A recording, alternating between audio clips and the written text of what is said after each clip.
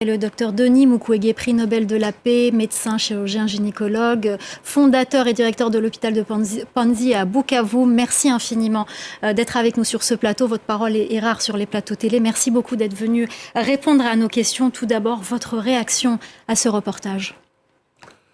La crise en République démocratique du Congo est extrêmement critique.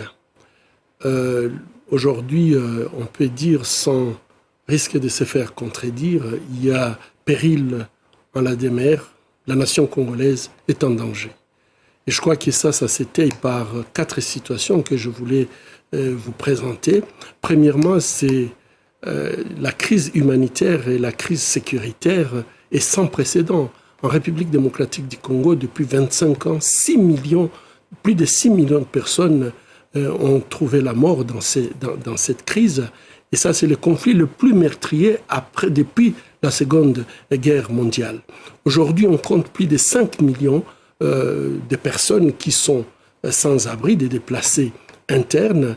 Et selon le rapport des Nations Unies, un tiers de la population congolaise a faim, ce qui représente à peu près 30 millions de personnes sans protection et qui n'ont pas de nourriture. Et sans compter toutes les femmes victimes de violences sexuelles. Ça, c'est le premier point. Le deuxième point, nous sommes devant une crise existentielle où le risque de balkanisation est présent. Il y a plus de 120 groupes armés à l'est de la République démocratique du Congo. L'autorité de l'État n'est pas présente dans la plupart de ces endroits. Donc, les massacres se font de façon quotidienne. Et aujourd'hui, au lieu d'organiser une armée pour protéger la population, on est en train d'externaliser la sécurité en République démocratique du Congo, ce qui entraîne une surmilitarisation de cette zone où on a les Nations Unies, les pays des SADC, on a des accords avec des pays de la région. Et en fait, malgré cette surmilitarisation, les civils continuent à être égorgés, décapités dans cette zone. La troisième chose qu'il faut retenir, c'est que ces conflits, c'est tout à fait une guerre économique dans une espèce de chaos organisé où en fait les ressources naturelles, les mines stratégiques de la République démocratique du Congo vont tout simplement répondre aux besoins de l'économie globale et surtout pour la transition énergétique, alors que la population congolaise est laissée presque dans une pauvreté extrême. Et le quatrième point, c'est que la crise que nous sommes en train de connaître aujourd'hui en République démocratique du Congo, ce sont des agressions à répétition. Depuis 25 ans, le Congo est agressé de façon régulière par le Rwanda et l'Ouganda, avec des violations de droits humains presque de façon quotidienne. Et ici, je crois que ce qui vient de se passer à Kichié, les témoignages que nous venons à Kichiché, les témoignages que nous venons d'apprendre, c'est tout simplement une répétition. Ça s'était déjà passé à Katogota, où l'armée rwandaise avait été interceptée par des miliciens locaux et la conséquence, c'était raser le village. Ça s'est passé à Kasika. Et donc je pense que tant qu'il n'y aura pas une justice internationale pour remettre les choses en ordre, le sang des Congolais continue à couler et il est temps d'arrêter ce cercle infernal. Je rappelle juste au passage que le Rwanda nie et que de soutenir le M23 et qu'un rapport de l'ONU a établi que le M23, la milice qui est active en ce moment dans l'est de la RDC, est accusée de ce massacre de Kichiché par un rapport de l'ONU. Autre question, docteur Mukwege, vous militez depuis de nombreuses années contre l'impunité des crimes commis dans l'est de la RDC. Pourquoi 12 ans après le rapport Mappin, rien ne change ? En effet, la crise en République démocratique du Congo est classée au palmarès des crises oubliées comme la première crise internationale négligée. Et lorsque le Norwegian Refugee Council a fait ce palmarès, il a tenu compte de trois éléments. Le premier élément, c'est l'absence de la mobilisation diplomatique internationale. Deuxième élément, l'absence donc de la mobilisation de l'aide humanitaire et l'absence donc de la mobilisation médiatique. En République démocratique du Congo, aujourd'hui, il n'y a pas une diplomatie internationale. Tout ce qui se passe en République démocratique du Congo aurait déjà entraîné à ce qu'il y ait des sanctions. Il y a des outils juridiques qui existent.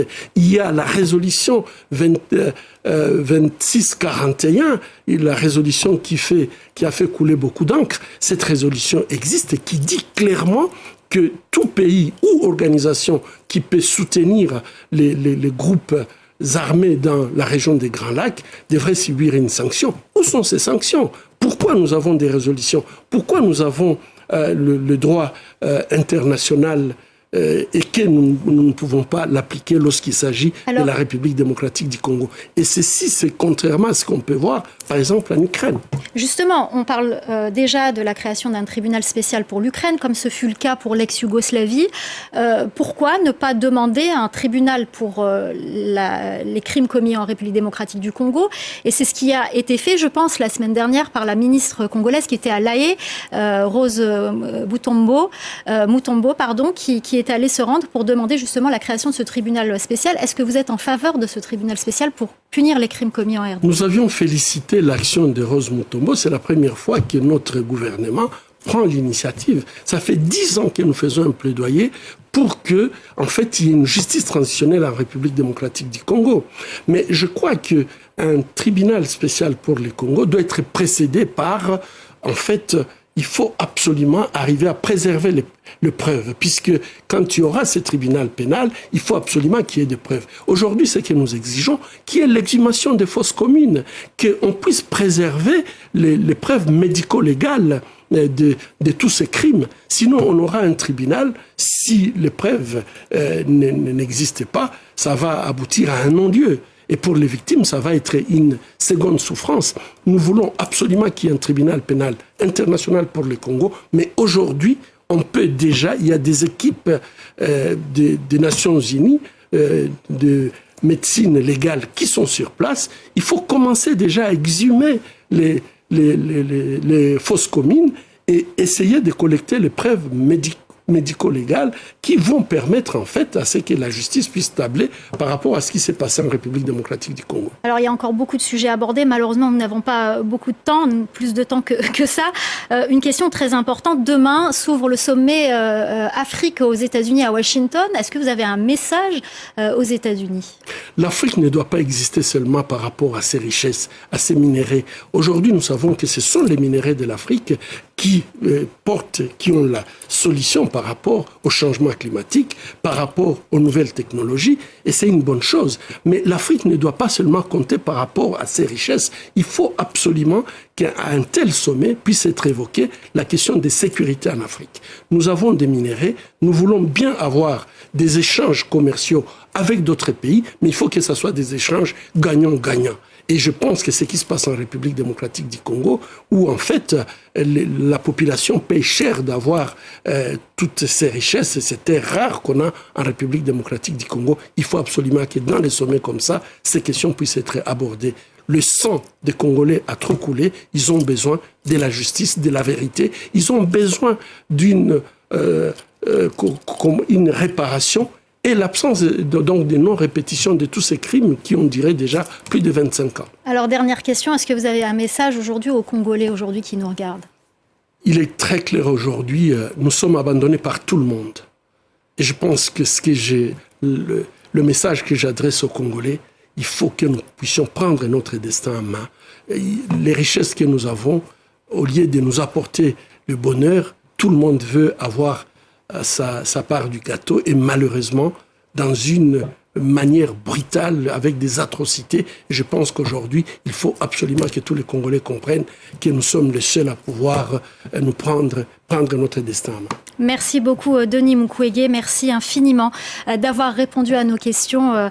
Nous poursuivrons, nous continuerons à parler de la République démocratique du Congo dans nos journées.